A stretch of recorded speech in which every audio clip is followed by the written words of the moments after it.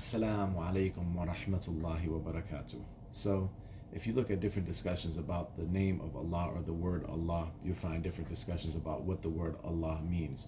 Where is it possibly derived from? You find different opinions about that. But I want to tell you and share with you the best definition that I've ever personally found for Allah in the Quran itself.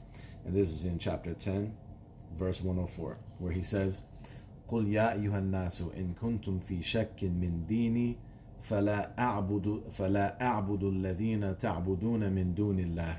He says, say, O people, if you are in doubt about my deen, then I do not do ibadah of those that you do ibadah of less than Allah, min dunillah, not just other than Allah, but dun means less than, min dunillah, less than Allah. ولكن أعبد الله الذي يتوفاكم. Rather, I do ibadah of Allah, the one who, so it gives a definition here, الذي يتوفاكم, the one who causes you to die. Okay, so the reason I think that is the best definition of Allah that I've found is because what does it mean when it says I do ibadah of Allah, الذي يتوفاكم, the one that causes you to die, meaning the infinite as opposed to the finite. Everything in creation is finite. Another verse in the Quran says, ما عندكم ينفد وما عند الله باق. He says, what is with you is constantly depleting, but what is with Allah is always remaining. So when we talk about Allah, we're talking about the infinite, undefinable. That's perhaps why the word Allah is so hard to figure out what the etymology of it is in the language. You find so many different discussions. They say it could be from al-ilah, meaning the God, and then it became contracted. They give a lot of different discussions. But at least from my own research, I haven't found anything for sure to say this is where the word Allah comes from. And perhaps that's because we're dealing with the infinite, undefinable.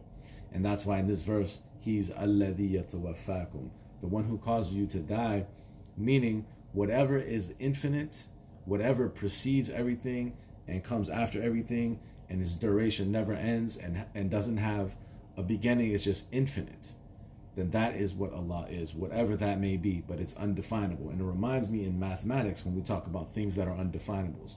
What's an undefinable in mathematics? Undefinables in mathematics relate to a lot of different things, but one of the things they relate to is what we call primitive notions.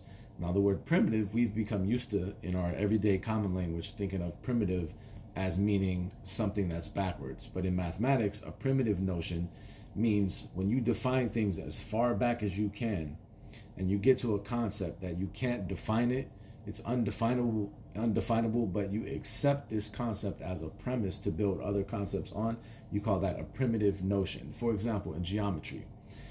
So in geometry, we can go back to certain primitive notions, like a point or a line, things of that nature. People have tried to define what is a point, what is a line, and these different types of things.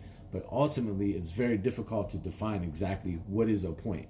But we accept the existence of a point. We accept the existence of these fundamental axioms of geometry, for example. And then when we accept those axioms, then we say to ourselves, okay, if we assume these axioms to be true, what can we build on these axioms? So these axioms are sometimes undefinable. We don't define them, but we accept them.